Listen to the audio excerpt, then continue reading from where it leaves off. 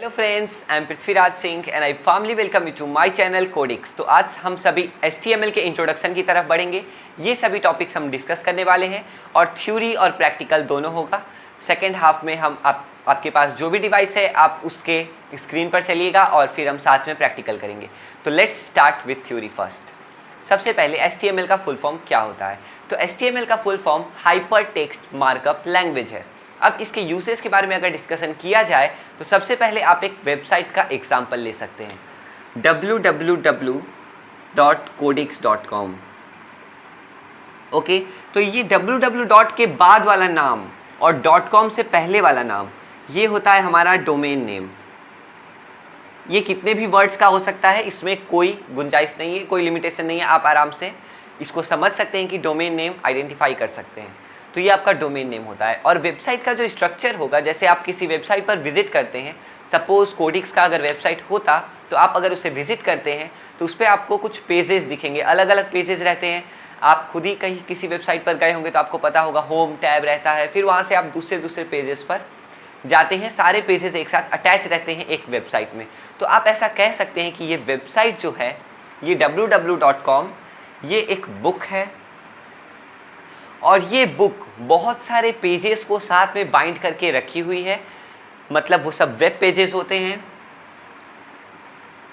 अब आपको web pages पर अलग अलग चीज़ें दिखती होंगी, टाइटल्स दिखते होंगे, हेडिंग्स, कोई पैराग्राफ्स दिखते होंगे, कोई इमेज दिखते होगी, कोई वीडियोस दिखते होंगे, ये सब होते हैं।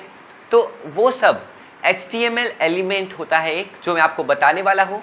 तो उसके मदद से हम एक किसी वेब पेज में अलग अलग चीज़ स्ट्रक्चर तैयार करते हैं। तो किसी भी वेबसाइट का स्ट्रक्चर, वेब पेज का स्ट्रक्चर बनाने के लिए हमें HTML का यूज़ करना पड़ता है।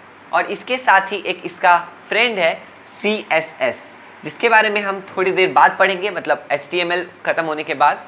तो इसका काम है कि ये वेब पेज को डिज़ाइन करता है। जैसे हमने तैयार कर दिया, सपोज़ एक मशीन में बना रहा हूँ HTML की मदद से, मशीन का स्ट्रक्चर तैयार है, अब उसे फिनिशिंग देना है, उसे सुंदर दिखने के लिए कुछ स्टाइल करना होगा, तो वो CSS की मदद से होता है।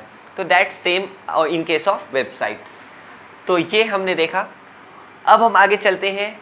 सबसे पहले ये एक सबसे अच्छा स्टैंडर्ड मार्कअप लैंग्वेज है, और जो आपकी वेब ब्राउज़र्स होते हैं, गूगल, फायरफॉक्स, ये सब जो भी हैं, वो सभी क्या करते हैं, कोई भी HTML डॉक्यूमेंट होता है तो उसे वो पढ़ते हैं और उसे पढ़ करके अलग अलग एलिमेंट्स को अच्छी तरह से डिस्प्ले करते हैं, सिर्फ और सिर्फ इतना ही। और जो कोडर है वो उसे कोड करता है। तो हम आगे चलते हैं और जानते हैं HTML एलिमेंट मेनली दो टैग्स के बीच में होता है। अब ये टैग क्या है? तो टैग आप कोई भी नाम ले सकते हैं, ठीक है। जैसे कि मैं टाइटल टैग मैं हेडिंग टैग लेता हूँ, ये सिंपल है। तो हेडिंग को मैं सिंबॉलिक रूप में मैं क्या लिख सकता हूँ? H। पहला हेडिंग है तो मैं H1 लिखता हूँ, ओके, H1। तो अब यहाँ आते हैं, ये मैंने ये वाला साइन दिया, फिर ये वाला साइन दिया, इसके बीच में मैं लिखा H1, क्योंकि H1 हमारा एलिमेंट का नाम है और उस एलिमेंट को इस टैग के अंदर इनक्लोज करेंगे तो ये हो गया H1 टैग। तो ये जो है वो स्टार्टिंग H1 टैग है, ठीक है।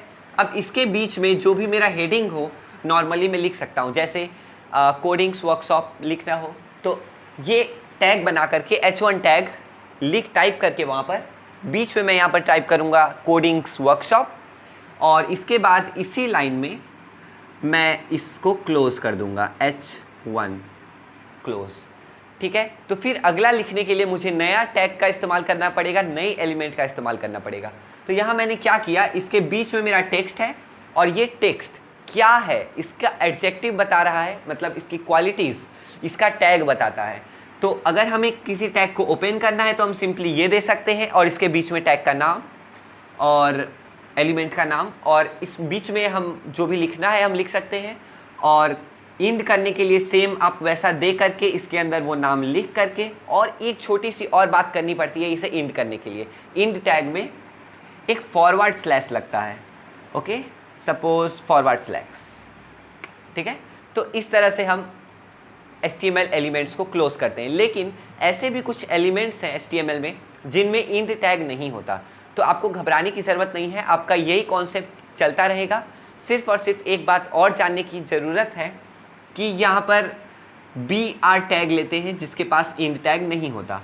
तो इन टाइप्स के एलिमेंट्स को, HTML एलिमेंट है तो इन टाइप्स के एलिमेंट को हम एम्प्टी एलिमेंट कहते हैं।